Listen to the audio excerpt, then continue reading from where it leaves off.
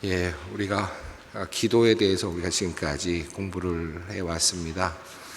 올해 우리가 함께 기도하기를 원했고, 내 겹의 기도라는 주제로, 또 내 곁의 기도라는 주제로 함께 또 한 학기를 1년을 보내고 있는데요. 그 중에 또 하반기에는 기도에 대해서 함께 살펴보면서 역사 속에 나타난 기도, 역사를 움직이는 기도가 어떤 기도였는지 살펴보았습니다. 오늘은 마지막 시간인데요. 영적 성장을 위한 기도, 빌리그레함 집회의 기도를 한번 살펴보려고 합니다.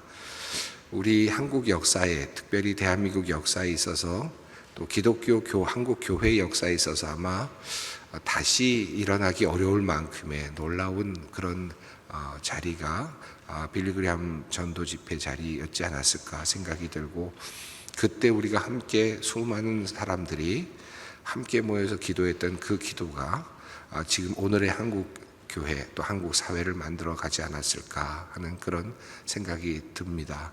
그런 마음에서 오늘 마지막 시간 빌리그레함 집회에 대한 이야기를 함께 나눠보려고 합니다. 늘 우리는 살아가면서 또 신앙인이라면 영적인 성장에 대한 그런 갈구가 있습니다. 항상 우리 개인적으로도 그렇죠. 늘 내가 조금 더 하나님께 가까이 가야 되는데, 조금 더 내가 또 감동을 가지고 하나님을 섬겼으면 좋겠다. 내가 좀 더 깊은 자리로 나아갔으면 좋겠다. 하나님과 더 친밀한 관계 안에서 살게 된다면 더 행복하겠다. 그런 갈구가 또 희구가 있습니다. 우리 개인적인 그런 갈구도 있는데, 민족적으로도 그럴 때가 있죠. 교회 안에서 또 우리 민족적으로도, 교회 안에서뿐만 아니라 민족적으로도 우리가 지금 잘못 가고 있다, 바로 서야 된다라고 생각을 하고 하나님께로 돌아가려고 하는 그런 마음이 들 때가 있습니다.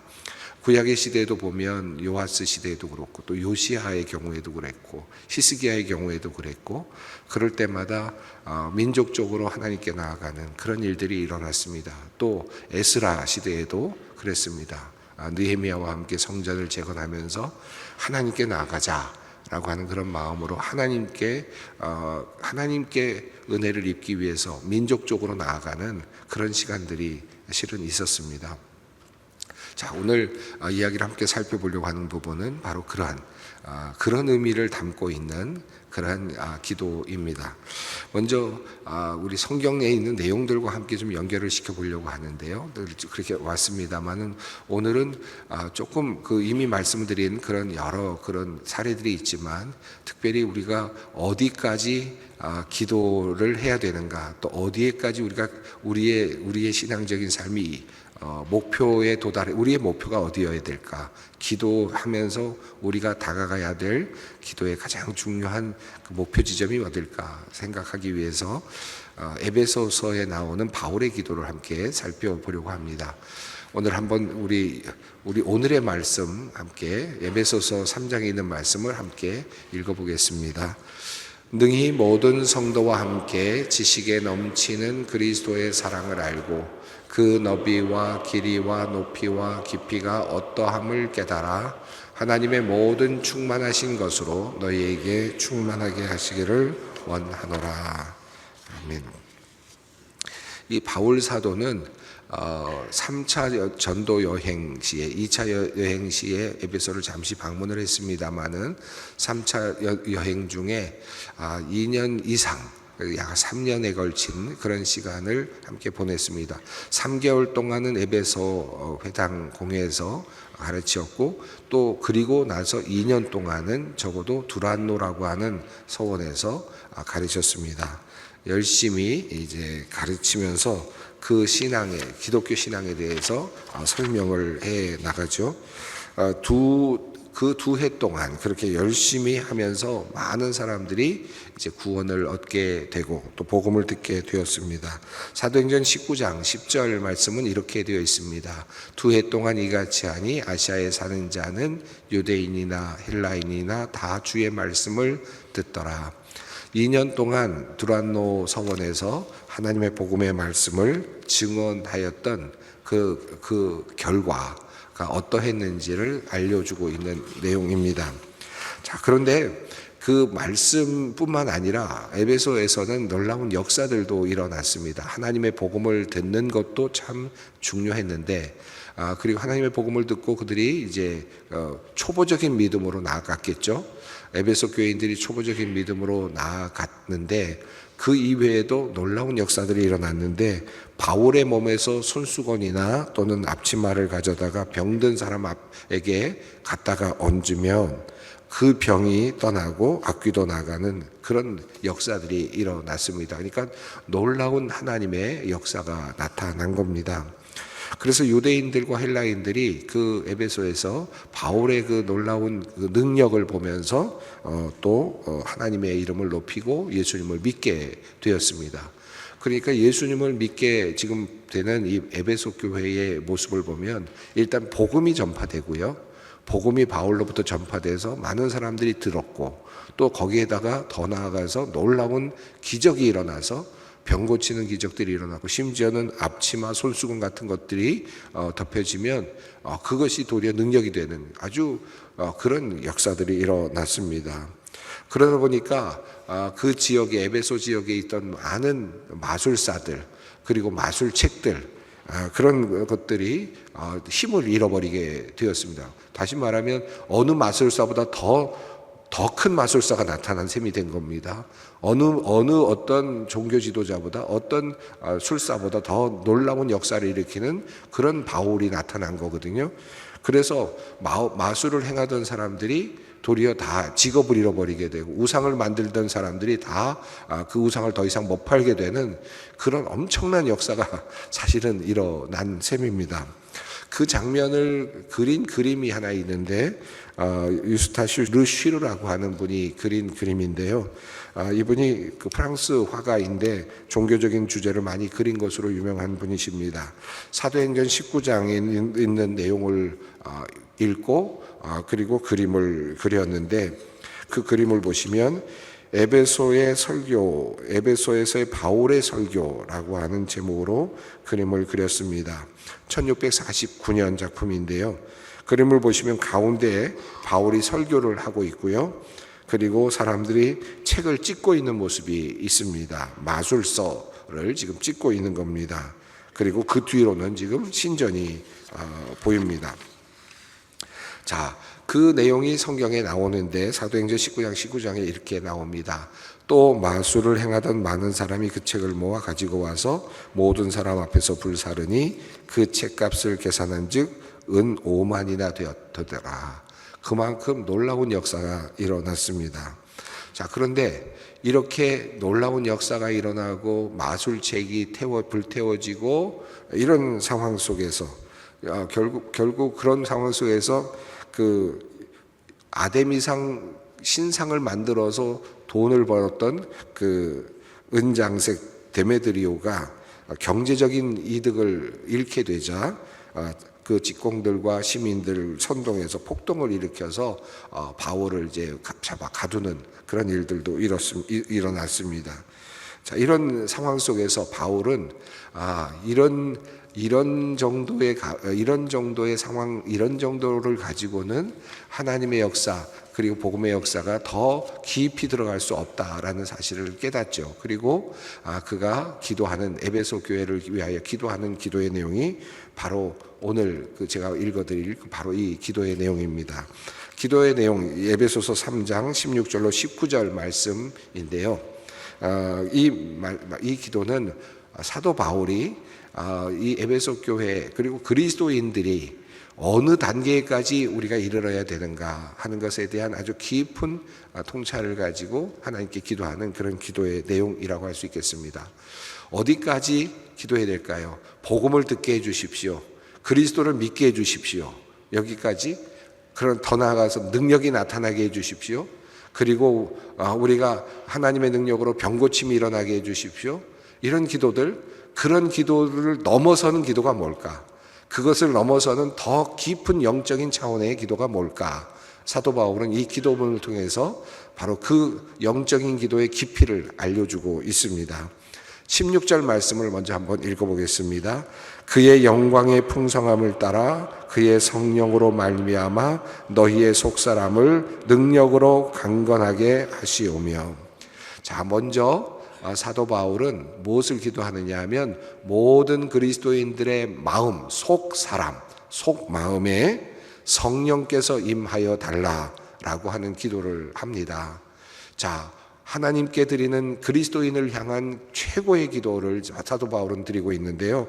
성령이 우리 안에 들어오셔서 우리 속사람 안에 들어오셔서 무엇을 해달라고 하냐면 그 속을 단단하게 만들어달라, 강건하게 만들어달라라고 그렇게 우선 기도하고 있습니다. 사도 바울이 그리스도인들을 향하여 드리는 아주 깊은 기도의 첫 번째 단계입니다. 우리가 기도해야 될 기도의 단계이기도 합니다. 성령께서 내 안에 오셔서, 내 속에 오셔서 나의 속을 능력으로 든든하게 강건하게 해달라라고 그렇게 표현합니다. 여기서 강건하다라는 이 말은 반대말이 뭐냐 하면 낙심한다라는 뜻입니다. 다시 말하면 내 속에 들어오셔서 성령께서 오셔서 나를 낙심하지 않는 그런 존재로, 속으로 만들어달라. 낭망하지 않는 그런 존재로 만들어달라. 단단한 존재, 믿음의 존재를 속이 먼저 든든해져야 되는 거죠. 속이 강건해지기를 원하는. 근데 이것은 성령으로 가능하다라는 겁니다. 두 번째 17절을 읽습니다. 믿음으로 말미암아 그리스도께서 너희 마음에 계시게 하시었고 내가 사랑 가운데 뿌리가 박히고 터가 굳어져서. 자, 성령께서 내 안에 들어오셔서 먼저 기반을 단단하게 만들어 주시고 내 속을 든든하게 강건하게 먼저 만들어 주시고 그 다음에는 그리스도께서 그 안에 들어오시기를 바란다. 근데 그 그리스도께서 들어오시는 것은 어떤 것으로 가능합니까? 문을 두드리고 계시는 그리스도를 받아들이는 나의 믿음입니다. 그래서 내가 믿음으로 그리스도를 내 안에 모시는 거죠. 그러니까 지금 16절과 17절에서 그 의미가 굉장히 아주 대단히 잘 나타나고 있는데요. 첫 번째, 성령께서는 우리 안에 먼저 들어오십니다. 내가 먼저 거부하거나 내가 받아들이는 것이 아니라 성령은 내 안에 선물처럼 오십니다. 하나님의 먼저 선행하는 역사죠. 그래서 내 안에 마음을 단단하게 강건하게 만들어 주십니다. 그러면 그 다음에 우리는 믿음으로 그리스도를 내 안에 모실 수 있습니다. 이건 나가 해야 되는 일입니다. 믿음이 필요합니다. 그러면 내 안에 그리스도를 내 안에 모시게 되면 그러면 어떤 일이 일어나냐? 내 안에서 사랑이 움터나는 것이다. 그리스도의 사랑이 움터나는 것이다. 자, 그래서 그 사랑을 알게 되는데요. 18절 읽습니다. 능히 모든 성도와 함께 지식에 넘치는 그리스도의 사랑을 알고. 그리스도가 내 안에 들어오시면 내가 믿음으로 그리스도를 모시게 되면 그리스도의 사랑을 내가 알게 된다. 그리고 그 사랑의 높이 19절 읽습니다. 그 너비와 길이와 높이와 길이가 어떠함을 깨달아 하나님의 모든 충만하신 것으로 너희에게 충만하게 하시기를 구하노라. 하나님의 사랑이 어떠한지 그리스도의 사랑을 알고 그 사랑의 깊이, 넓이, 높이 그것을 알게 돼서 그것을 깨달아 알게 된다라고 이렇게 설명합니다. 그렇게 함으로써 하나님의 모든 충만하신 것에 충만함으로 입혀지는 것이다. 너희가 그 하나님의 충만함이 된다. 이것이 바로 사도 바울이 지금 바라고 있는 그리스도인의 모습입니다. 자, 이렇게 기도하면서 20절 말씀을 읽습니다. 우리 가운데 역사하시는 능력대로 우리가 구하거나 생각하는 모든 것에 더 넘치도록 능히 하실 이에게. 이것은 하나님이 하시는 일입니다. 하나님께서 이루실 것입니다. 이것이 믿음이 필요합니다. 21절입니다. 교회 안에서와 그리스도 예수 안에서 영광이 대대로 영원 무궁하기를 원하노라. 자, 이 일은 교회 안에서 그리스도 예수 안에서 이루어지게 된다. 교회를 통해서 이 역사가 일어나게 될 것이다 라고 하는 그런 고백이고 이 기도가 바로 사도 바울의 기도였습니다. 예, 우리가 이번 학기 동안 기도에서 쭉 함께 배웠는데요. 여러 기도들이 있었는데 우리가 마지막으로 내가 하나님께 드려야 될 기도가 아마 이런 기도가 아닐까 생각합니다. 하나님, 내 마음 속사람 안에 성령께서 임하십시오. 성령께서 임하셔서 내 마음을 단단하게 강건하게 해주십시오. 그러면 내가 예수 그리스도를 나의 믿음으로 받아들이겠습니다. 예수 그리스도께서 내 안에 오셔서 그리스도의 사랑의 크기가 얼마나 큰지를 알게 하시고 깨닫게 해주십시오. 그것 때문에 모든 것이 다 만물이 통하는 그런 하나님의 충만하심에 이르게 해주십시오. 이것은 하나님께서 하실 수 있습니다. 하나님은 하실 수 있으십니다. 하나님의 능력은 이 일을 이루실 것입니다. 저는 교회 안에서 그리스도 안에서 이러한 일이 일어나기를 바라며 늘 기다리며 훈련받으며 그리고 함께 살아가겠습니다. 이것이 바로 사도 바울이 우리에게 전하고 있는 그런 기도의 내용이라고 할 수 있겠습니다. 자, 오늘 앞서 이 말씀을 드렸던 것처럼 이제 빌리 그레함의 전도 집회에 대해서 좀 더 이야기를 하려고 하는데요. 빌리 그레함의 전도 집회가 이 모든 것들을 향한 성숙한 기도라고까지 볼 수는 없겠지만 그 첫 번째 단계를 열어주었던 그런, 또 그것을 우리 모든 민족에게 열어주었던 그런 하나의 굉장히 중요한 하나의 이정표와 같은 그런 시간이었다고 할 수 있겠습니다.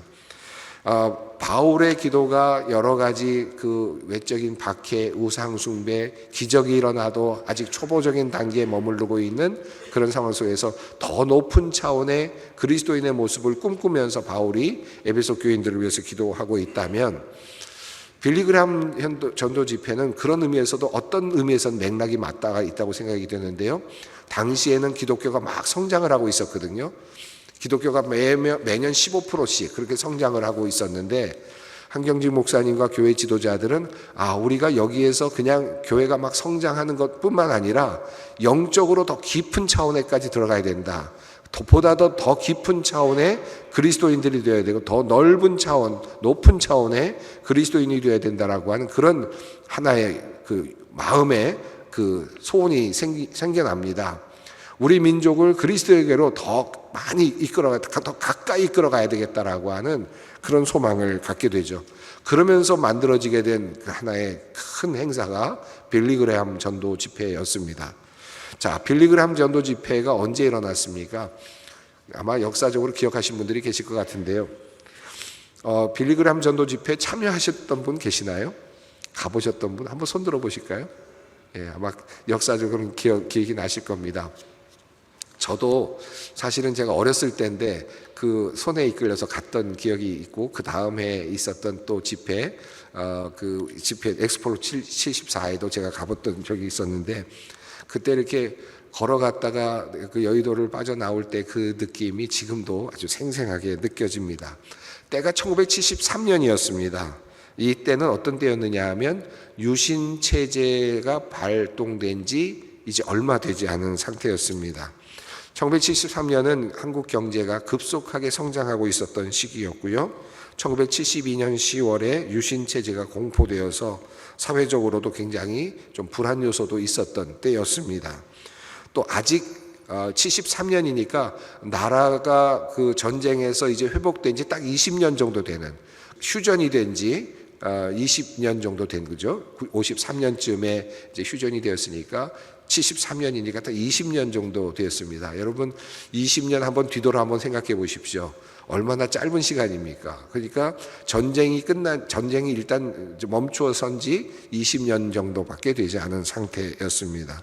또 여전히 그때는 국제적인 냉전 시대였습니다. 소비에트, 중국 할 것 없이 중공이죠. 그 당시에는 이런 나라들과 함께 이념 대결이 아주 강하게 일어나고 있었던 상황 속이었습니다. 자, 이런 상황 속에서 묘하게도 한국 교회가 성장을 하고 있었습니다. 교인들의 숫자들이 늘어나고 있었는데, 한국 교회 숫자가 계속해서 교인들의 숫자가 늘어나고는 있지만, 그러나 그 역할, 사회적인 역할을 감당하기는 역부족이었던 그런 상황이었습니다. 교회가 양쪽으로 부흥하고 있었던 상황 속에서 더 영적으로 더 깊어지기를 원했던 사람들이 있었는데, 그 중에 한 사람이 바로 한경직 목사님이셨고, 그 외에 여러 한국교회 지도자 목사님들이었습니다. 그리고 그분들이 빌리 그레함, 당시에 국제적으로 저명했던 전도자였던 빌리 그레함 목사님을 초청을 하게 됩니다.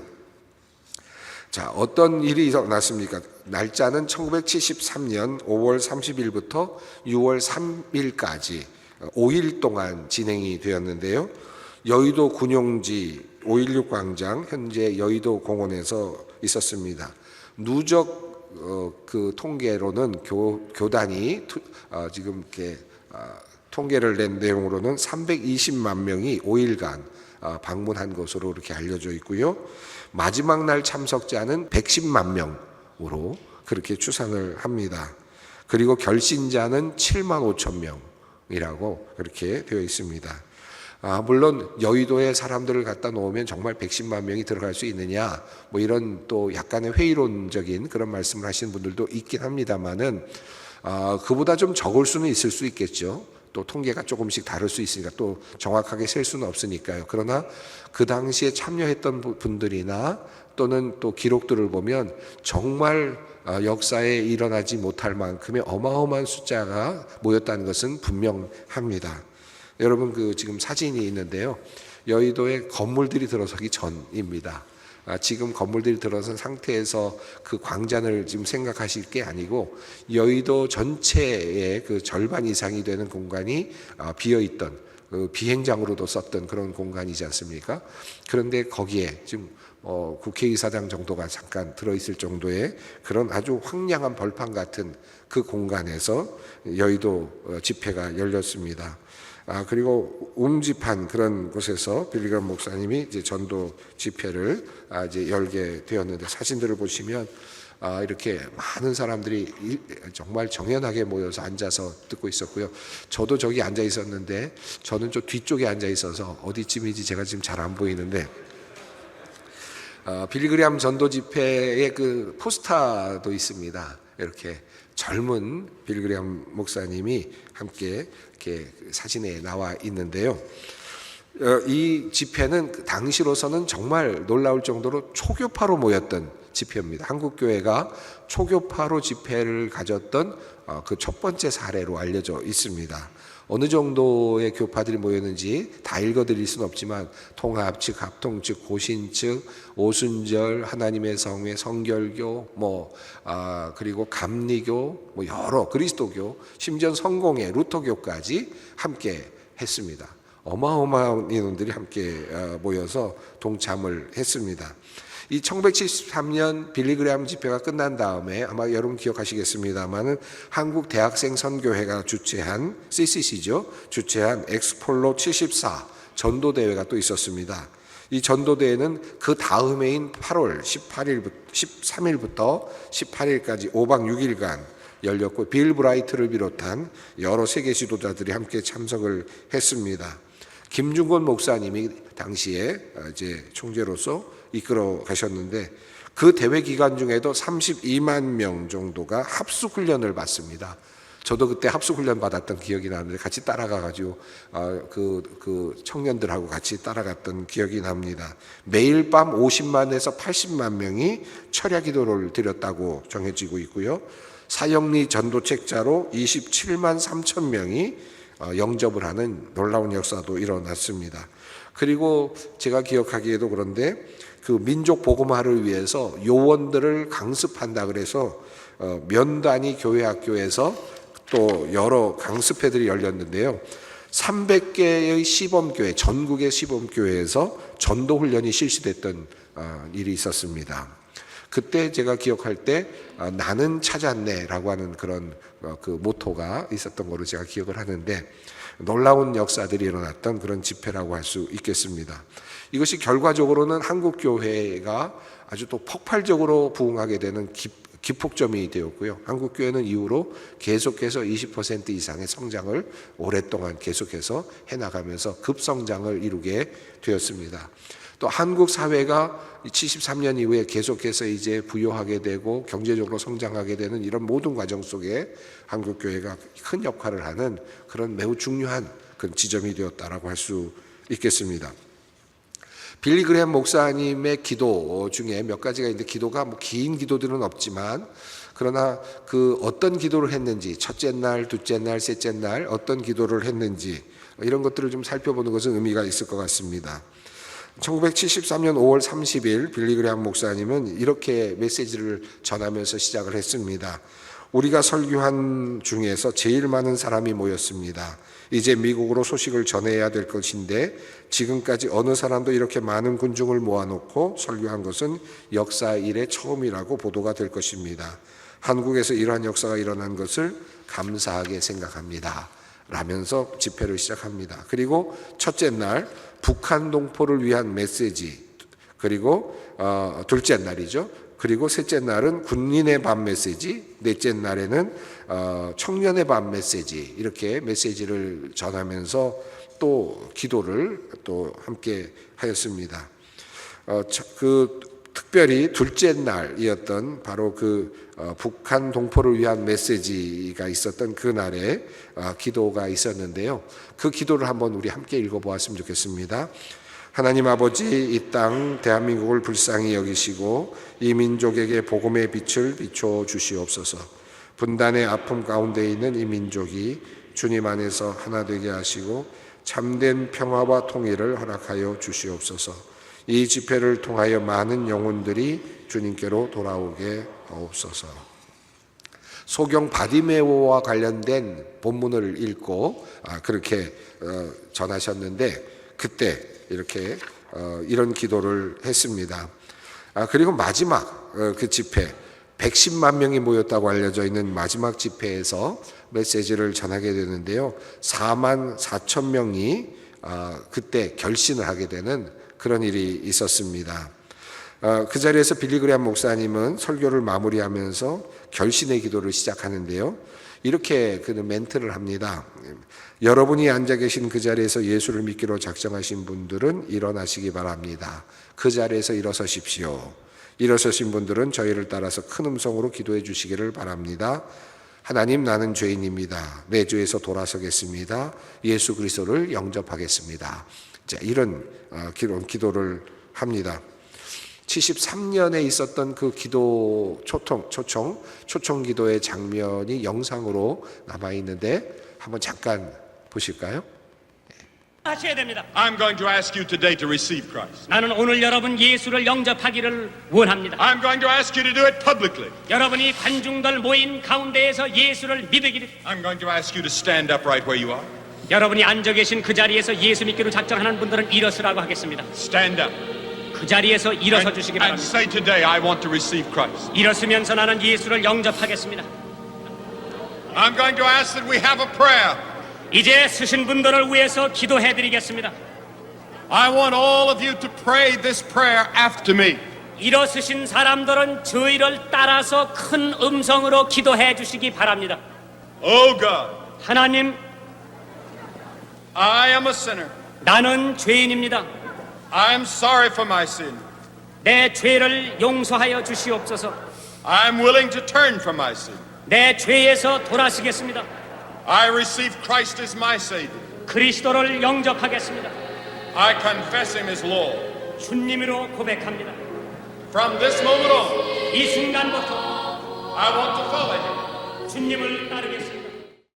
예, 이 장면을 보면 우리 한국이 지금 K 문화도 그렇고 이렇게 발전해 왔던 그 근거가 어딜까?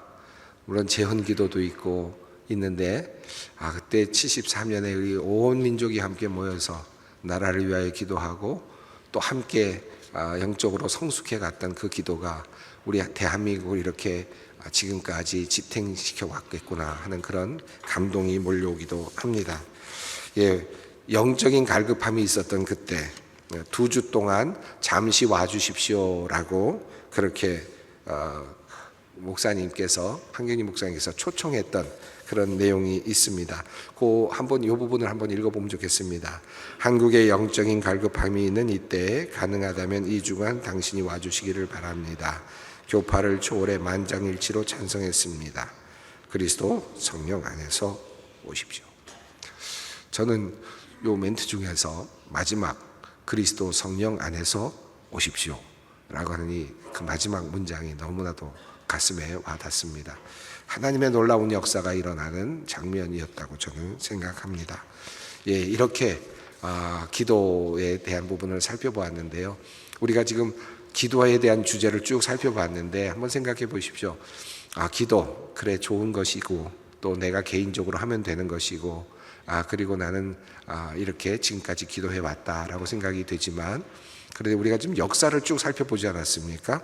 한번 여러분 그 도표를 한번 볼까요? 우리가 어떤 길을 걸어왔는지 10번의 강의를 통해서 우리 3.1운동의 역사 속에 기도가 있었고 100만 구령운동 속에 기도가 있었고 대각성운동으로 또 대부운동으로 새벽기도운동과 더불어 기도운동이 있었고 그리고 신사 참배운동할 때도 우리는 기도가 있었고 그리고 만국 부인의 사건에서 뜻이 하늘에서 이룬 것 같이라고 기도하면서 나라를 찾기 위한 그런 몸부림의 기도가 있었고 또 나라를 찾았을 때는 재헌국회에서 또 하나님께 모든 것을 맡기며 기도했던 기도가 있었고요. 또 나라가 어렵고 혼란스러웠을 때 공산주의자들이 몰려왔을 때 희생당하면서도 그럼에도 불구하고 사랑으로 품어 안았던 손양원 목사님의 그런 기도가 있었고 또 나라가 조금씩 성장하면서 경제가 성장하고 혼란하고 여러 가지 냉전의 상황 속에서 함께 모여서 빌리그람의 전도 집회 그리고 엑스폴로 74와 같은 전도 집회를 통해서 영적 성장을 도모했던 기도가 있었습니다. 이 나라의 역사 속에 이렇게 기도가 흔적으로 하나씩 새겨져 있다. 이걸 한번 우리가 생각해 본다면 감사하지 않을 수가 없습니다. 오늘의 대한민국이 바로 이러한 기도 위에 서 있다라는 생각이 들지 않습니까? 우리가 하는 기도는 결코 공허한 기도가 아니고 우리가 하고 있는 이 기도는 결코 그냥 사라지는 것이 아니다 하는 그런 믿음을 가지고 우리 한 학기 동안 공부한 것들을 기억하면서 또 우리도 이 역사 속에 나의 기도를 새겨놓고 또 이 역사 속에 우리 소망교회 기도를 함께 새겨 넣어서 이 나라를 이끌어가고 이 세계를 지탱해 나가는 그런 멋진 우리 그리스도인들 되기를 바랍니다. 감사합니다. 함께 기도하겠습니다. 거룩하신 아버지 하나님 감사합니다. 믿음의 기도 역사를 움직이다. 하나님 이 귀한 제목으로 성경과 한국교회의 위대한 기도의 이야기를 함께 읽어 나갔습니다. 하나님 저희들에게 이 기도를 주심을 감사합니다. 특별히 우리 공동체의 기도를 통하여 이 역사가 움직이고 또 나라의 운명이 바뀌고 그리고 나라의 영광이 드러날 수 있음을 배우게 하시니 감사합니다. 하나님 우리도 이제 우리의 기도의 자리에서 이 나라를 위하여 공동체를 위하여 사회를 위하여 교회를 위하여 기도하게 하여 주시고 하나님의 능력을 힘입게 하여 주시옵소서. 우리 주 예수 그리스도의 이름으로 기도드립니다. 아멘.